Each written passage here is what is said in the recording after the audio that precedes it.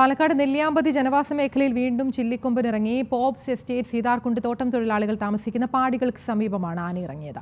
ഇന്നലെ വൈകിട്ട് 7 മണി മുതൽ പുലർച്ചെ 6 മണി വരെ ആന നിലയുറപ്പിച്ചു.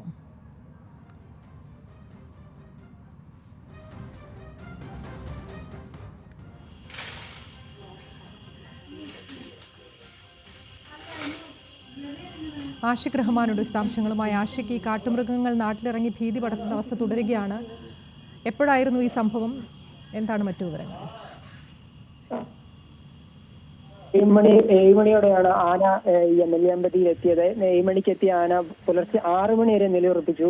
വീടിന് സമീപത്തായിരുന്നു ഈ ആന നിലയുറപ്പിച്ചത്. പോപ്സ് എസ്റ്റേറ്റ് സീതാർകുണ്ട് തൊഴിലാളികൾ താമസിക്കുന്ന പാടികൾക്ക് സമീപമാണ് ഈ ആന എത്തിയത്. ആന കുറെ നേരം അവിടെ തമ്പടിച്ചതുകൊണ്ട് തന്നെ ഇവർക്കും പുറത്തിറങ്ങാൻ കഴിയാത്ത അവസ്ഥയാണ് ഉണ്ടായിരുന്നത്.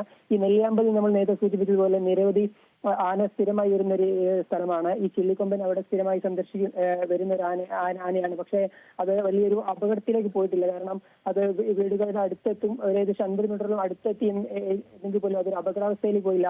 പ്രധാനപ്പെട്ട കാരണം അത് ചക്ക, മാങ്ങ തുടങ്ങി പഴവർഗ്ഗങ്ങൾ കഴിക്കാൻ വേണ്ടിയിട്ടാണ് വരുന്നത്. ഈ ഭക്ഷണം ഇല്ലാത്തത് കൊണ്ട് തന്നെ കാടിറങ്ങി ഈ വീടുകളുടെ അടുത്തേക്ക് വരുന്നത് പതിവാണ്. അങ്ങനെ ഇന്നലെയും എത്തി വീടിനടുത്ത് 50 മീറ്റർ വരെ എത്തിയെങ്കിൽ അത് മറ്റ് അപകടാവസ്ഥയും സൃഷ്ടിച്ചില്ല.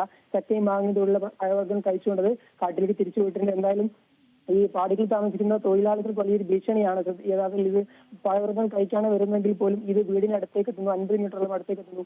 ഇപ്പോൾ വൈകുന്നേരം 7 മണിക്ക് എത്തി പുലർച്ചെ വരെ ഈ ആന അവിടെ തമ്പടിക്കുന്നുള്ളത് ആ തൊഴിലാളികളെ സംബന്ധിച്ചിടത്തോളം ഭീതികരമായ കാര്യം തന്നെയാണ്. എന്തായാലും ആന വലിയ പ്രശ്നമില്ലാതെ ഈ പുലർച്ചയോടുകൂടി തിരിച്ചു പോയിട്ടുണ്ട്.